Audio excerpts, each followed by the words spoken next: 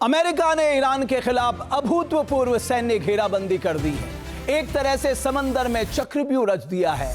Iran पर next phase के हमले के लिए अमेरिकी आर्मी ने जासूसी गतिविधियां बढ़ा दी है। ईरान के 72 ठिकानों की टोही विमानों से लेकर रडार और सैटेलाइट से रेकी की गई है और 82 तस्वीरें ली गई है। ईरान की जासूसी में किन किन टोही विमानों का इस्तेमाल किया जा रहा है और ईरान की मुख्य भूमि की किस तरह जासूसी हो रही है, इसे समझाने के लिए आपको लिए चलते हैं एक्स्ट्रा मार्क्स के स्मार्ट बोर्ड पर और जानने की कोशिश करते हैं कि कैसे अमेरिका ईरान की जासूसी कर रहा है। सबसे महत्वपूर्ण बात आप सोचिए, मैं कहूंगा त्रिनेत्र लगा रखे हैं अमेरिका ने ईरान की जासूसी में। कैसे, ये मैं आपको समझाने की कोशिश करता हूं। जरा इस तस्वीर पे नजर डालिए। अगर ये पूरे ईरान की, जिस तरह से आप सोचिए, पूरे ईरान के अलग अलग इलाकों के लिए अलग अलग टोही विमान लगाए गए हैं। सबसे पहले आप देखिए इराक की तरफ से ये टोही विमान जो है 100 किलोमीटर की एरिया में, तबरीज तक के इलाके की ये जासूसी कर रहा है और उस जासूसी के रास्ते जो कुछ भी तस्वीरें सामने आ रही हैं, जो कुछ भी सामने आ रहा है, वो अपने सेंटर में पहुंचा रहा है जहां पर प्लान किया जा रहा है अगर दूसरे फेज का युद्ध शुरू करना होगा। अगर आप ठीक देखें, E-11A का यहां इस्तेमाल हो रहा है।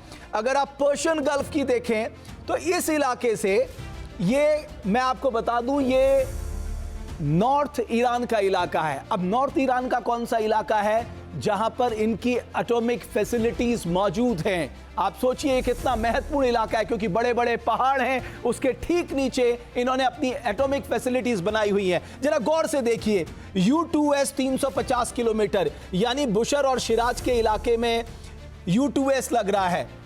ये पर्शियन गल्फ के इलाके से हो रही है जासूसी, इस बात का ध्यान रखा जाए। E3 450 किलोमीटर, इस एरिया में फिर E3 जासूसी कर रहा है। देखिए काम कैसे बांटा गया, अलग अलग टोही विमान को जिम्मा सौंपा गया। RC-135 700 किलोमीटर एरिया की, यानी ये इस्फहान का जो पूरा इलाका है, यानी क्या इनरिचमेंट की कोई और गतिविधि को अंजाम दिया जा रहा है। जिस डस्ट को लेके तमाम लड़ाई लड़ी जा रही है, वो डस्ट कहीं निकालने की कोशिश तो नहीं की जा रही है। अब आप ठीक नीचे आ जाइए, यहां तक टोही विमान लगाया गया है, लेकिन इसके ठीक नीचे अगर आप देखेंगे UAE से RC-4B, ये बहुत महत्वपूर्ण टोही ड्रोन है, इस ड्रोन का इस्तेमाल किया जा रहा है। और ये पूरे इलाके 450 किलोमीटर, बंदर अब्बास से लेके जिरफ से लेके करमानशाह, पूरे इलाके में ये जासूसी कर रहा है। अब आप यहां नजर डालिए, UAE से निकलकर हम यहां ओमान की खाड़ी से यहां अगर आप देख ले, अरब सागर में आ जाते हैं। अरब सागर में भी P-8A, यानी यहां भी टोही विमान को भेजा गया है, यहां भी इसे जासूसी के लिए लगाया है। सरावन वाले इलाके में, ये साउथ ईरान की जगह है, लेकिन अधिकांश जो आपकी जासूसी की जा रही है वो नॉर्थ इलाके में की जा रही है, जहां पर आपके, मैं कहूंगा, सैटेलाइट, खासकर आप देखिए सबसे महत्वपूर्ण क्या है कि उसकी जो मिसाइल सिस्टम है, उसका जो ड्रोन सिस्टम है, वो सब कुछ इस एरिया में मौजूद है, इसलिए यहां ज्यादा जासूसी की जा रही है। सबसे महत्वपूर्ण 2 नेत्र मैंने आपको बताया, तीसरा नेत्र क्या है। अब जरा यहां आप आ जाइए, इस इलाके में अगर आप देखेंगे सैटेलाइट की दुनिया में अमेरिका का कोई सानी नहीं है साहब। जो सैटेलाइट की उसकी ताकत है, उसका इस्तेमाल वो यहां भी कर रहा है।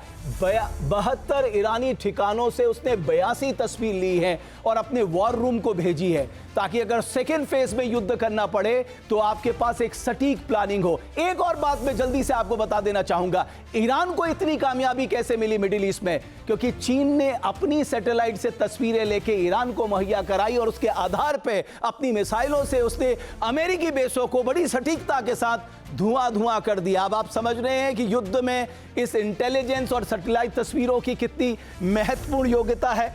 इस लिहाज से आप देखिए काम ये हो रहा है। लेकिन एक बड़ी खबर इस वक्त आ रही है, ईरान से तनाव के बीच राष्ट्रपति ट्रंप का चीन दौरा, यह सबसे महत्वपूर्ण दौरा है, पूरी दुनिया की नजर इस पर है।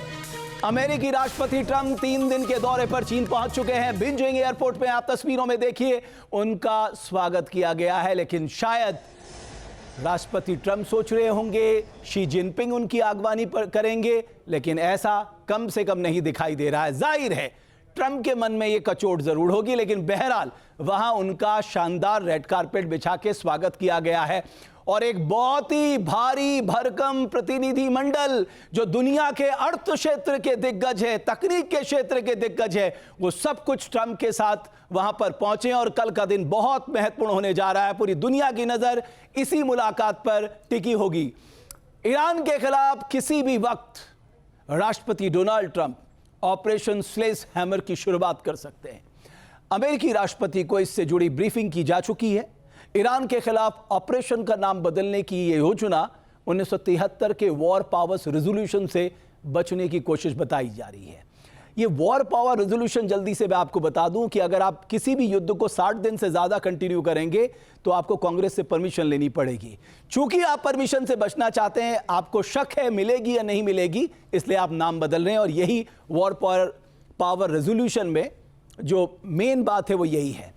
ट्रंप इस बार आर पार के मूड में है। 40 दिन के युद्ध में ईरान की हाइपरसोनिक शक्ति ने इजराइल से लेकर अमेरिका तक को दहला रखा है। मध्य पूर्व में मौजूद अमेरिकी सैन्य बेस पर ईरानी मिसाइलों ने कहर ढा दिया था। ईरान की मिसाइल पावर की धार कुंद करने के लिए अमेरिकी आर्मी बॉम्बर से लॉन्च होने वाली हाइपरसोनिक मिसाइल के नए वर्जन पर काम कर रही है। दावा किया जा रहा है कि यह मिसाइल एंटीशिप क्षमता से भी लैस होगी। ईरान पर हमले के सेकेंड फेज की तैयारियों के बीच अमेरिका घातक हथियारों और सैन्य तकनीकों को टेस्ट भी कर रहा है। ईरान की ड्रोन पावर की धार को कुंद करने के लिए अमेरिका कम कीमत वाले काउंटर ड्रोन तकनीक पर रिसर्च कर रहा है। मीडिया रिपोर्ट्स के मुताबिक अमेरिका ने अपने घातक MQ-9 रिपर ड्रोन से लेजर गाइडेड रॉकेट का टेस्ट फायर किया है। अमेरिकी मीडिया के मुताबिक MQ-9 रिपर ड्रोन ने हवा और जमीनी टारगेट के खिलाफ advance precision killed weapon system का टेस्ट फायर किया है। यह घातक ड्रोन दुश्मन की आंखों से ओझल होकर यानी करीब 50,000 फीट की ऊंचाई तक उड़ान भर सकता है। हवाई युद्ध का यह सूरमा एक बार की सॉटी में 27 घंटे से भी ज्यादा समय तक उड़ान भर सकता है। यह विशेष ड्रोन AGM-114 मिसाइलों के साथ लेजर गाइडेड बम से भी लैस किया जा सकता है। इस ड्रोन की अटैकिंग कैपेसिटी बड़ी कमाल की है साहब। सिर्फ 0.32 सेकंड के अंतराल पर यह ड्रोन लगातार मिसाइलें दाग सकता है। इसके साथ ही यह ड्रोन मिसाइल या रॉकेट हमले के खतरे को ऑटोमेटिक डिटेक्ट करने की कैपेसिटी से भी लैस होता है।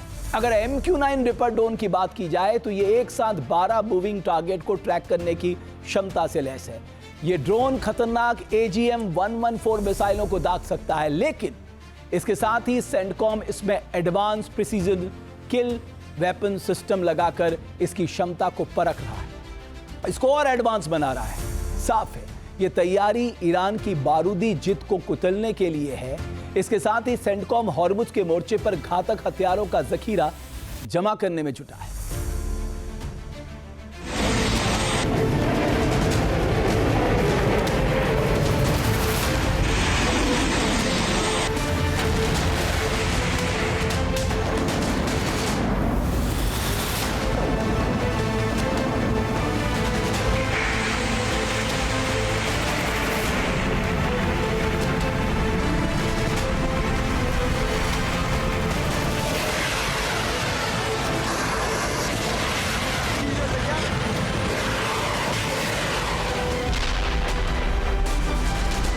ईरान के खिलाफ युद्ध का दूसरा राउंड बेहद घातक होने वाला है।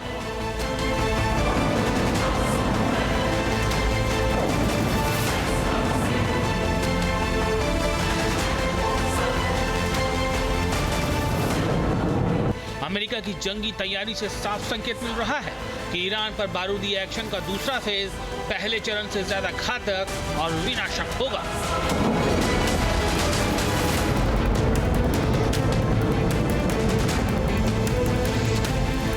ट्रंप का अल्टीमेटम, डील होगी या डिस्ट्रक्शन।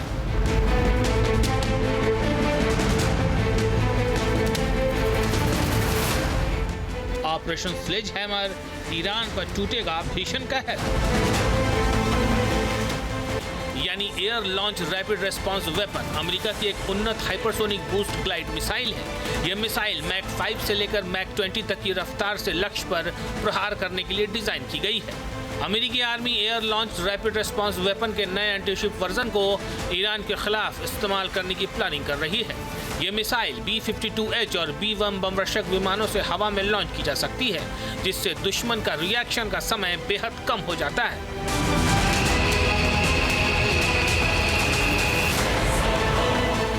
अमेरिकी मीडिया के मुताबिक अमेरिकी वायुसेना गल्फ और पैसिफिक में भविष्य की लड़ाइयों को ध्यान में रखकर एक नए ARRW वेरिएंट पर काम कर रहा है, जो मूविंग टारगेट को भी हिट कर सकती है।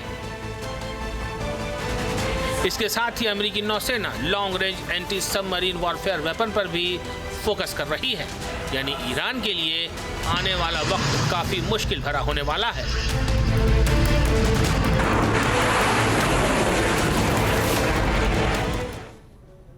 तो धमकी के बीच कोई अच्छी खबर आएगी, इस पर पूरी दुनिया की नजर टिकी हुई है, खासकर अमेरिका ईरान को लेकर ट्रंप क्या फैसला लेते हैं। अब से डीडी फ्री डिश की चैनल नंबर 57 पर देखिए न्यूज नेशन।